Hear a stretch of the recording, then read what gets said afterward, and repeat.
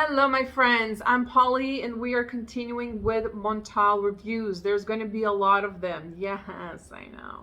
Listen, I like them. Maybe you too do too. Do you? Do you? I do. All right, so let's continue. We have this is a good one. So let's go and do another one that I was like, oh, dang it. So this one is Rose Elixir. In Fragrantica, it says Roses Elixir. I got this one from Montale, and it says Rose Elixir. Elixir. Either way, doesn't matter. What do we have? Where are my notes? Here they are. So we have Big Strawberry, Rose, Strawberry Leaf, Musk, Citrus, Jasmine, African Orange, Flower, Patchouli, Vanilla, Amber, Tangerine. A lot of notes, right? I was really close getting this one because I don't know, but the comparisons to the Dior, never smelled it. It's irrelevant. It's not on the market. Who cares if it smells like that or not, really?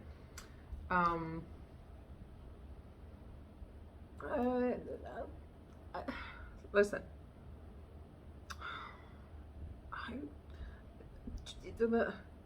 it doesn't smell Dior to me. I get like the citruses and the strawberry, but I have to say that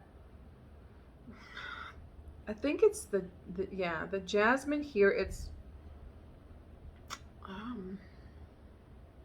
jasmine is a word, but in fragrance it comes off multiple different ways. This is a heavier white floral deviation of jasmine. I have a lot of fragrances with jasmine, and they, a lot of them smell very different. This is more leaning for that heavy white floral, more kind of raw, animalic kind of a jasmine. Not my favorite. This for me leans more mature. So I know a lot of people describe this fragrance as youthful. I don't find this to be youthful or girly at all, to be honest. Yeah, there's strawberry, but it's that jasmine. It's very, it's leaning mature and kind of heavy. It does get a little bit more sparkly and sweet, a little bit towards the dry down, a little bit more pleasant for me to smell. But for me, this is a no. I think this would be beautiful on somebody who likes those kind of jasmine, who loves the white floral fragrances. So this one reminds me of the Kate Spade Living Colors. The one that I said that Rose's Greedy resembles. But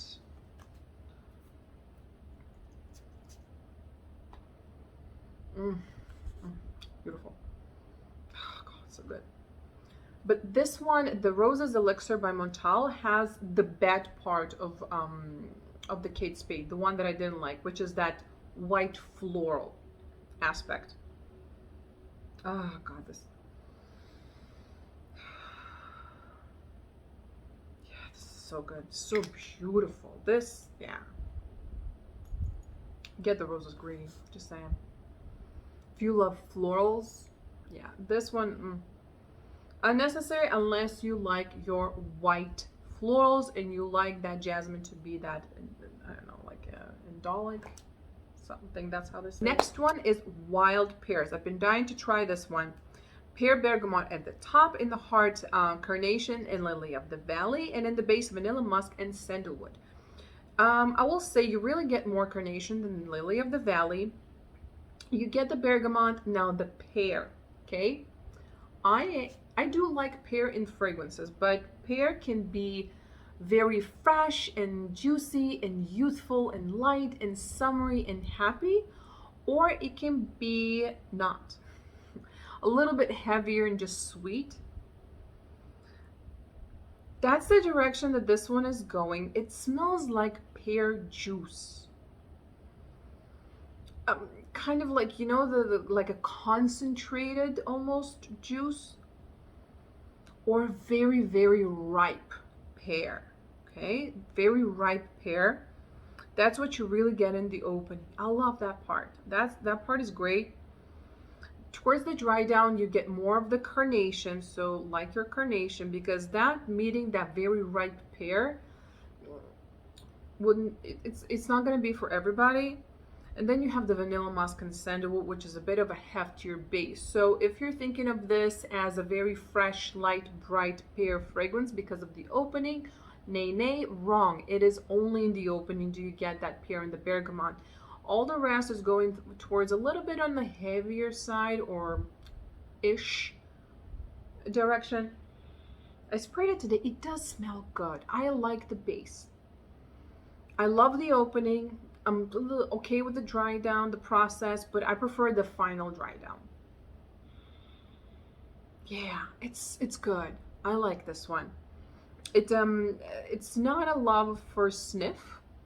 It's something to get used to because this type of pear, because I like my very fresh, youthful pears. This one, like I said, it's not, but it is yummy. It is very yummy. It just doesn't last there because of that carnation that comes in. It's good.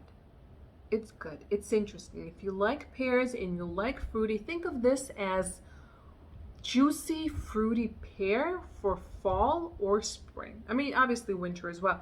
But for me, this is not a summer fragrance. If I'm thinking pear for summer, I'm thinking something a little bit. And this is yummy and juicy and fresh with the opening, but it, like I said, it doesn't last there. There's a change. I think anyone of any age can wear this. I'm thinking honestly, late 20s up. This is not a very playful kind of fragrance. You know, when I give these ages, it's kind of funny because a lot of fragrances that are now considered to be mature, I used to wear them when I was like 14. So honestly, do whatever you want, but it's I use age more as kind of a give an explanation for a fragrance because fragrances are very hard to describe. You know, makeup you can swatch or something. Here I'm just using words, so I'm just going to be using whatever I got, you know. I like this. Yes. This one is more I smell, the more I like it. There's almost something kind of soapy right now happening, a little bit, not vintage. Let me go with 90s, like a 90s soap. It's the carnation. That's what's happening right now. The carnation is kicking in and it's giving that direction towards the 90s, something that, but when it dries down, on the skin you get the vanilla and the sandalwood, and it's beautiful. And it's yummy. The musk in this one is not your, it's not like all the other musk. Like Montale, people say, oh, Montale's musk. Montale has a lot of fragrances with musk, and the musk behaves very differently amongst them all. So just to say, oh, Montale's musk ain't good enough. Sorry. This is really nice. This is really nice. And the last one, we have Intense Cherry. I love this one. So we have sour cherry and bergamot in the top in the opening. So very similar to kind of the scheme of the wild pears. In the pear, when the wild pear, you have the pear and bergamot. Here you have the sour cherry and bergamot. In the heart, jasmine and rose petals. And in the base, you have the same base as wild pears, which is vanilla, musk, and sandalwood. How fun is that? Okay, so listen, this thing, you get the cherry seed, you get the bergamot. So the opening is fresh, is yummy, it's juicy, it's like cherry juice. It's really good. If you love your fruity, oh, I love this one. It's the floral is perfect here. It's just it's like sparkling. It just keeps sparkling. This is beautiful, cherry, happy, feminine, pretty, all ages cherry fragrance. If you want a cherry fragrance, I love this one. They can come in so many ways, you know, really. I love this one. This is youthful, happy, uplifting, nothing serious, nothing overly like, you know, sensual, sexy. I love this. This is everyday, just, you know, put this on and skip along the way. I've been looking for something like this personally. I have the Le Petit Rognir well, two, the black one and the Ligier. And they are cherry, and there's licorice, and there's depth and rose, and I love them for all of that. But I wanted a cherry that has similar cherry, that kind of like a little bit like a cherry juice, you know, they're sweet, but more light and more bright and more fun and more just more happy. Yeah, this one really nails it for me. At least on my skin, I really get that fun, yummy, juicy cherry. This is not a serious fragrance, and that's why I love it, because it's not. It's just easy and it's fun and it's girly, and the performance of this one is actually really, really good. And it projects, at least to my nose, which is all the distance that I needed to project any fragrance. And I love it. Guys, well, thank you for joining and watching this video. Give it a thumbs up if you like it, and subscribe for more. And I'll see you guys next time. Bye.